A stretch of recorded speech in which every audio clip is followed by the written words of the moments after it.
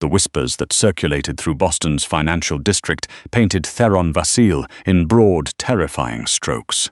Cold, untouchable. A man who had dismantled 3 competing syndicates in 2 years, without ever raising his voice or staining his cuffs.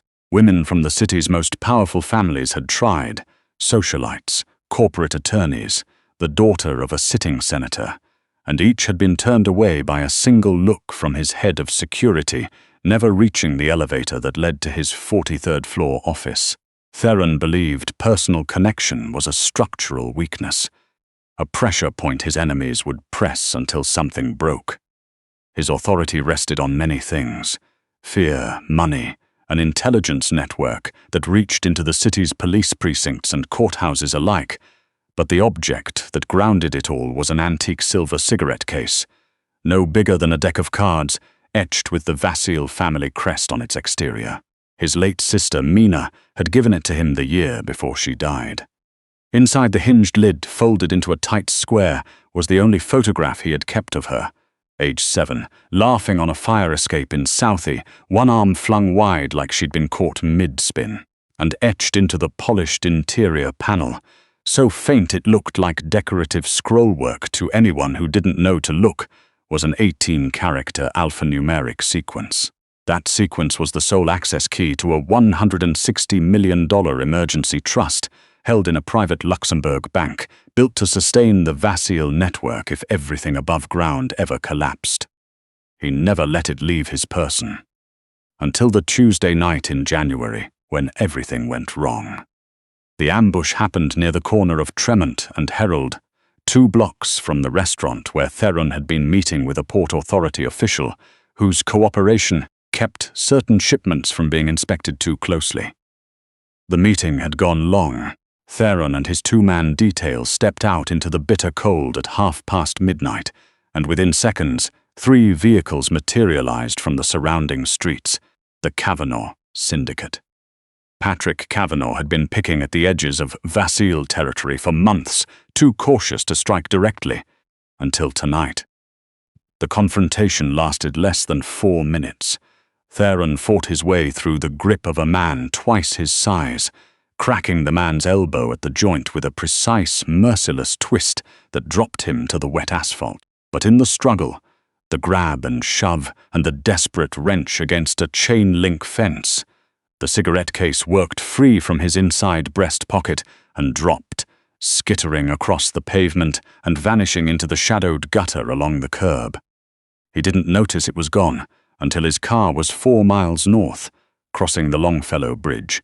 By the time he sent men back to comb every inch of that block, the case had disappeared. Faye Aldrich was 27 years old and had not slept more than 5 consecutive hours in the past 3 weeks. She was a second-year nursing student at Northeastern, funding her education by working the overnight pharmacy tech shift at Massachusetts General. 12 hours of inventory, dispensing, and the particular kind of silence that exists in a hospital at 3 in the morning, when the world shrinks down to fluorescent light and antiseptic smell. She was good at her job in a way that surprised people. She had a near-photographic memory for drug interactions, dosage thresholds, contraindication flags. The senior pharmacist on her floor had stopped triple-checking her dispense logs 6 months ago. Faye Aldrich did not make mistakes. What she made in staggering abundance was debt. Her father, Gerald, had spent the last 14 months of his life in a hospice facility in Brookline.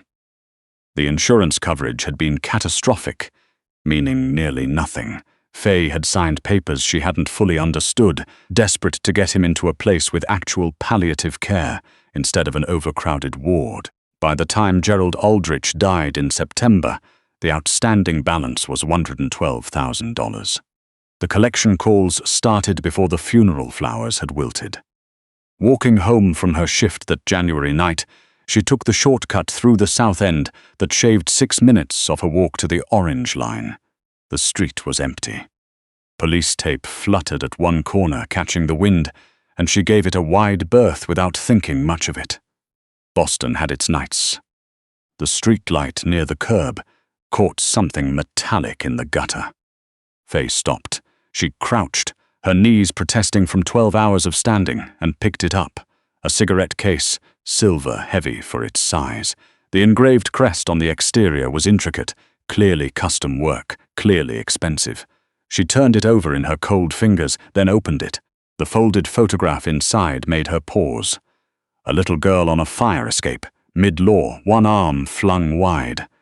There was something about the photo that made Faye's chest ache in a way she hadn't anticipated, that specific private joy preserved in silver gelatin, belonging to someone she'd never know. She slipped the case into her coat pocket and kept walking. The next morning, sitting at her kitchen table with coffee going cold beside her, Faye looked at the case again in daylight. The craftsmanship was extraordinary. She recognized the difference between expensive and significant. This was significant. She thought about the $112,000 in collections accruing interest at 18% monthly. She found a resale broker in Cambridge through an internet search. A man named Mr. Fenwick, whose shop occupied the first floor of a Victorian brownstone on Brattle Street. Small man, 60s, rectangular glasses, the careful hands of someone who had spent decades handling other people's valuables. When Faye set the cigarette case on his examination cloth, Mr. Fenwick's hands stopped moving. He didn't reach for his loupe. He didn't weigh it. He pushed back from his work table as if the case had hissed at him, his face draining of color in a way that was genuinely alarming. "Where did you get this?" The words came out barely above a whisper. "I found it, near the South End, is it?" "I know what it is." He walked to his front door and flipped the sign to closed with hands that were visibly unsteady. "Listen to me very carefully. That is the Vasile crest, Theron Vasile. If you walked into any serious broker in this city with that piece, they would call his people within the hour, and his people do not ask questions politely." Faye's mouth had gone dry. She knew the name. Everyone in Boston who'd paid attention to the news over the past 3 years knew the name, even if the actual charges never seemed to stick. "I need you to leave," Mr. Fenwick said gently, but with an urgency that was anything but gentle. "Take it with you. Do not sell it. Do not give it to anyone except him directly. And if you want to live past the weekend, you should do that today." Faye stood on the sidewalk outside Mr. Fenwick's shop for a long time. The January wind came off the Charles hard enough to sting. She could drop the case in a mailbox, leave it at a police station, throw it in the river. But Mr. Fenwick's face had told her something she couldn't unfeel. People were going to look for this. People who already knew it had been picked up from a specific block at a specific time. And Faye had no illusions about what happened to civilians who wandered into that kind of crossfire, holding something irreplaceable. She had to give it back herself. Vasile Consulting occupied the top 6 floors of a glass tower in Back Bay, the kind of building that charged more per square foot than Faye's entire apartment cost per month. The lobby security desk was staffed by 2 men who looked like they had never worked a standard security job in their lives. Too still, too watchful, their suits fitting in ways that suggested they hadn't been bought off the rack. Faye walked up to the desk. Her coat was second-hand wool. Her boots had a crack in the left sole she'd been meaning to patch for 2 months, and her face probably looked exactly like what she was, an exhausted nursing student who hadn't slept properly since October. "I need to see Theron Vasile," she said. The nearer man, with a jaw like a structural beam, looked at her with the specific blankness of someone trained not to react. "Mr. Vasile doesn't take unscheduled visitors." "My name is Faye Aldrich. I don't have a company." She reached into her coat pocket slowly, the way she would reach past a patient to adjust an IV line. Careful, deliberate, nothing sudden, she set the cigarette case on the desk between them. "I believe this belongs to him." The guard's eyes dropped to the case. Something shifted behind the blankness, recognition, and something sharper. He picked up a desk phone without looking away from her. 40 seconds later, the elevator opened. The 43rd floor was different from what Faye had imagined. She'd expected glass and chrome, the aggressive minimalism of a man performing power. What she found instead was dark wood, floor-to-ceiling bookshelves, and a view of the city that felt less like a status symbol and more like surveillance. Theron Vasile was standing at that window when they brought her in, and when he turned around, she understood immediately why the rumors had settled on the word cold. He was extraordinarily composed, not the composed of someone working to appear calm, but the composed of someone for whom emotion was a language he'd stopped speaking years ago. Dark eyes moved over her in a single comprehensive sweep. The worn coat, the scuffed boots, the particular exhaustion in her posture that he probably could identify as someone who worked nights. "Mrs. Aldrich." His voice was low and precise. "My security tells me you found something." She held out the case. Theron crossed the room and took it from her hand. He didn't open it immediately. He turned it over once, running his thumb along the crest the way a person checks something they thought they'd lost forever and can't quite believe is real. Then he opened it. His eyes went to the photograph. Just for a second, less than a second. And in that fraction of time something moved behind his face that hadn't been there before. It was gone before she could name it. He checked the interior panel. The faint engraved sequence was intact. "You went to a broker," he said, not a question. Fenwick on Brattle Street. He wouldn't touch it. He was smart. Theron set the case on his desk and looked at her with an assessment that felt uncomfortably thorough. "And then you came here." I didn't want any trouble. The words sounded inadequate the moment she said them. "You have it back, I'll go." "Sit down, Miss Aldrich." It was not a request. Theron turned and pressed a button on an intercom panel. A brief exchange, low and rapid. When he turned back, there was a tablet in his hand. He set it on the desk facing her. The screen showed a still image from a city traffic camera, timestamp January 14, 12:47 a.m., South End. A woman crouching at a gutter, charcoal-colored coat, brown hair, picking something up. Faye's blood went cold. "Kavanagh's people have had that image since 3 this morning," Theron said. "They knew the case was dropped in the altercation. They pulled every camera within 2 blocks. They don't have your name yet." He paused. "They will. They know you went to Fenwick's. They'll have his address by this afternoon. And Fenwick will tell them everything he told you within the first 5 minutes. Because Fenwick is a practical man who values his hands." Faye stared at her own image on the screen, the coat, the exact coat she was wearing right now. "I did the right thing," she said, and hated how her voice sounded, not quite steady. "I brought it back. I don't have anything they want." "You had it for 12 hours. In their reasoning, that's enough time to have copied the interior inscription, photographed the contents, sold the information to a buyer." He said it without inflection, the way someone recites the mechanism of something dangerous. "They won't believe your explanation. The only way they verify it is to take you somewhere quiet and ask you every question they have." The room felt smaller than it had a moment ago. "Tell them," Faye said. "Tell them I returned it. That proves I didn't sell anything.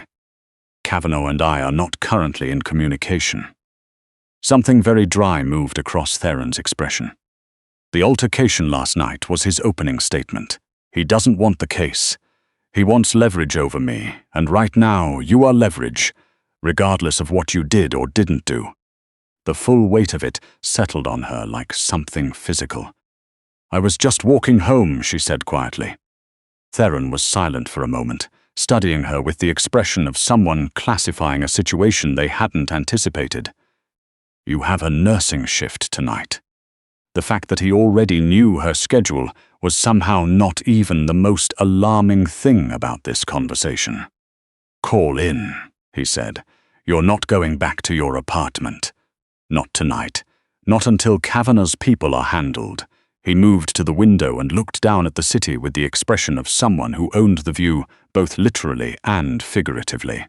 "Or you can leave, take the Orange Line home and see how long it takes them to find you." She didn't move.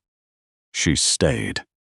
For the first 2 days, Theron Vasile was a presence she experienced rather than interacted with. A voice behind a closed door, footsteps in the corridor, the distant sound of what she eventually identified as very quiet piano, playing late at night. She hadn't expected that. On the third evening, he knocked. She'd been at the small desk working through a pharmacology module on her laptop when the door opened and Theron came in carrying a folder. He hadn't changed the formal precision of his appearance. Dark suit, white shirt. But his sleeves were cuffed back, and there was something in his posture that was very slightly different from the absolute stillness of their first meeting. Less performed. "I had my team run a background check on you," he said, setting the folder on the desk. "Standard procedure. Anyone who comes into contact with our operations gets screened. And no connection to Kavanaugh. No connection to anyone." He tapped the folder. "I also found Northeastern Medical's billing department. You're carrying a $112,000 in hospice debt for a Gerald Aldrich." The sound of her father's name in this room, spoken in that precise, uninflected voice, hit her somewhere she hadn't been prepared for. "You don't get to use that," she said. Her voice came out even. She was proud of that. "I brought the case back because it was the right thing to do, not because I wanted anything from you." Theron looked at her steadily. "The debt has been cleared." Faye went very still. "As of this morning, the collectors have withdrawn. Your credit file is clean." He said it the way he said everything, without performance, without the theater of generosity, as if it were a mathematical correction rather than an act of will. "I don't want your money." She stood up, the chair scraping harder than she intended. "If you think paying off my father's bills makes us even, or that it explains why I came here, then you don't understand why I came here." Theron crossed the room until he was standing directly in front of her, close enough that she had to look up slightly. This close she could see things the careful distance of the past 2 days had concealed. A faint scar along the left side of his jaw, the specific quality of exhaustion in someone who had been running on controlled adrenaline for years. The way his eyes, which she'd thought were simply cold, were something more specific, watchful. Like a person who had learned early that not watching meant losing something essential. "I grew up understanding one currency," Theron said. "Fear, obligation, leverage. Everyone who has ever stayed close to me had a reason, a mechanism." He stopped. "You had every incentive to run or to profit. The inscription inside that case would have cleared your debt 5 times over if you'd sold it to Kavanaugh." Faye said nothing. "Instead, you carried it to a broker who frightened you, and then walked into a building full of people who could have made you disappear and handed it back." He paused. "Why?" She thought about the photograph. The little girl on the fire escape, mid-law, arm flung wide. She'd thought about that photo every night since. "Because it wasn't mine," she said simply, "and because someone loved that kid in the photo. That's not something you sell." The silence between them was different from any silence that had come before it. Kavanaugh's men breached the building on the 4th night. The alarm was the first thing. A sound Faye's brain filed as a fire alarm before the subsequent sounds corrected her. Elevators locked. The corridor lights shifted to emergency red. Then Theron was at her door, moving fast, dressed in a way that told her he hadn't been asleep. "Stay behind me," he said. They moved through the building via routes she hadn't known existed, stairwells accessed through unmarked doors, a maintenance corridor that ran parallel to the main hall. Theron had a weapon drawn, below them gunfire, the smell of cordite drifting up through the ventilation. He pressed a hand to his earpiece, relayed something rapid and low, and rounded a corner. A man in black tactical gear appeared at the far end of the corridor.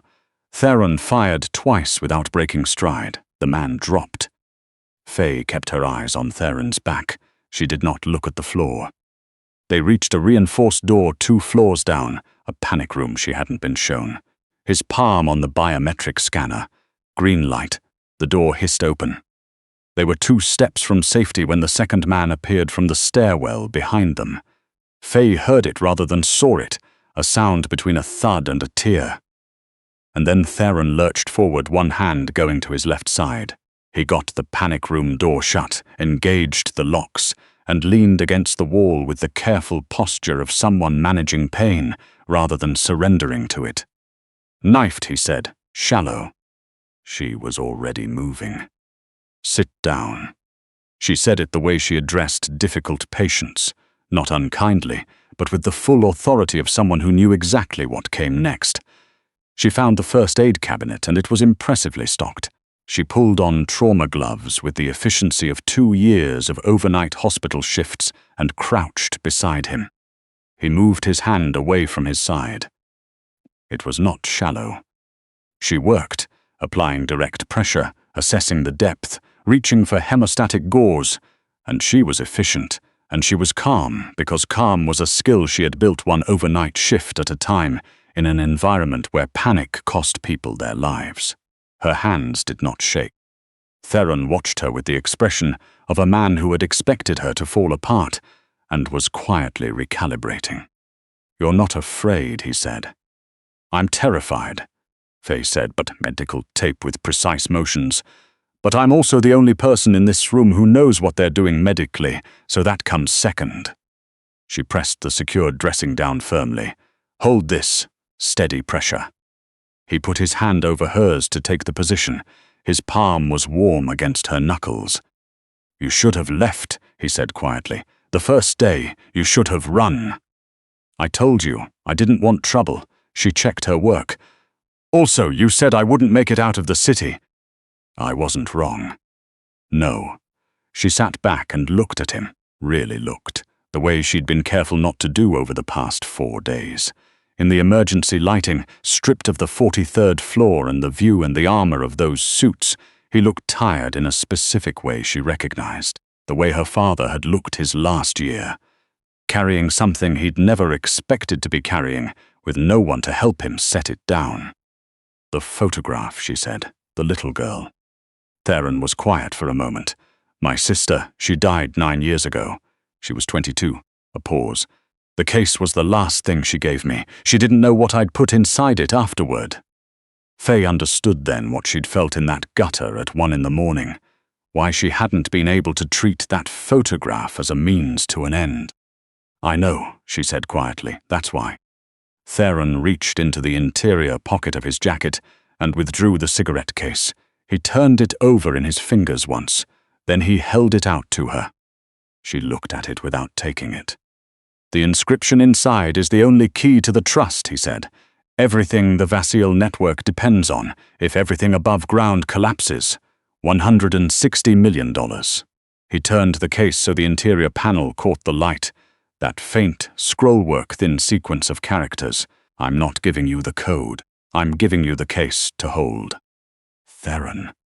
"In my entire life," he said, and his voice had lost the last of its professional distance, "I have never voluntarily handed anyone access to what matters to me. I built everything I have on the premise that giving someone that kind of access is how you get destroyed." He looked at her. "I want to be wrong about that." Faye took the case from his hand.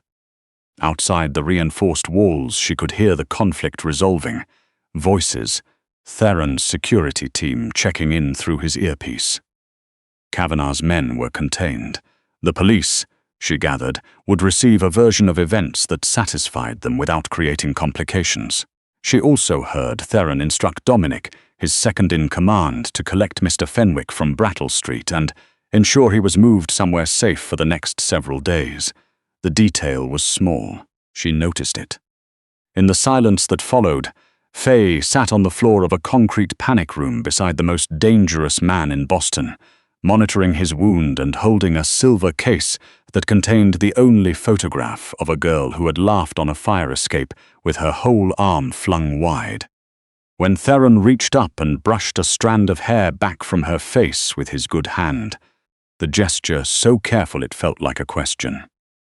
She understood that the man who had refused every approach for a decade wasn't asking her to stay because she had done something useful, or because she had seen too much to be safely released, or because she had earned it by surviving. He was asking because she was the only honest thing he had encountered in years, and he was, for the first time, unwilling to let that go. she answered him. The kiss was slow and deliberate, nothing like the desperate, adrenaline-soaked moment it might have been under other circumstances. It was the kiss of two people who had both been carrying impossible weight alone for too long, finally finding out what it felt like to set it down in the presence of someone who wouldn't flinch at the sight of it. Theron Vasile, who had turned away every person who had ever tried to get close, held onto Faye Aldrich like a man who had finally decided that some things were worth the risk of losing. Outside, somewhere in the city below, Boston kept moving it didn't know it never would.